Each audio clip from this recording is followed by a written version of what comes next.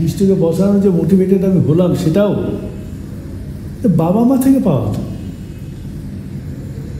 আমার সেটা মনে হয় না হলে কী করে আমি শরীরটাই তো হতো না আমার।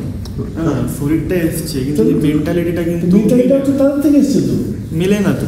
না মেলে না, মানে যে আমি ইষ্ট নিয়ে চলার ইচ্ছা যাওয়া হলো, চলছি যে, কিন্তু তার তো ওই মেন্টালিটি নেই। কিন্তু আমার মেন্টালিটি তো একটা ফ্রেমওয়ার্ক না, এটা হচ্ছে স্পার্ক।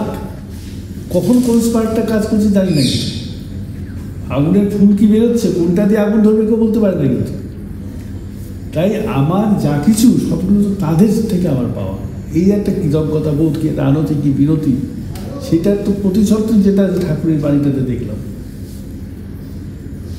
বিদ্রোহ নাই কিন্তু, বিদ্রোহী দলি নতি জানাইটা আছে, তাই না?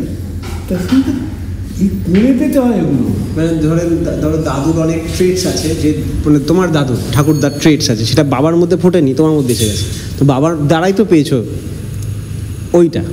আমি তাই বলছি যে আমার চিন্তাধারা যেটা দিয়ে হচ্ছে, এই শরীরটা দিয়ে, এই শরীরতন্ত্র দিয়ে, এটা তো তাদের থেকেই পাওয়া।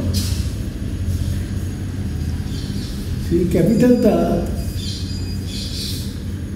যে পেলাম, এবার সেটাকে আমি কোথায় ইনভেস্ট করবো, কোথায় আমি খাটাবো, কী কী ইন্টারেস্ট পাবো, এটা তো আমার নিজস্ব একটা, তাদের থেকে এসেও আমার নিজস্ব একটা স্বাধীনতা আছে। তো যেমন ঈশ্বর আমাদের সৃষ্টি করলে কী হবে, আমরা স্বাধীন, তেমনই তাদের থেকে আমরা এলেও তাদের ইচ্ছার অধীন আমি না, কিন্তু আমার নিজস্ব ইচ্ছা আছে, এখানে আমি স্বতন্ত্র শব্দ। এটা একটা বিরাট ম্যাজিকের মতো ব্যাপার। মানে প্রকৃতি আমাদের চেন দিয়ে বাঁধা দাস করে রাখেনি, এই মুক্ত সেদিকে।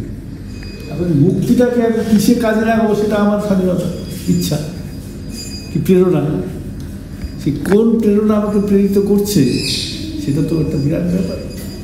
আমি জানি যে সে প্রেরণাগুলো কোথার থেকে আসছে, কী আসছে, তাতে আমি প্রেরিত হচ্ছি না আমি তাদের প্রেরিত করছি, সেটা আমার অ্যাচিভ করার বিষয়। এইসব ভাবি, আমি বলছি কি উল্টো পাল্টা জানি না, তবে আমি বাণীটা আরও বেশি গাইডলাইন পেয়ে গেলাম।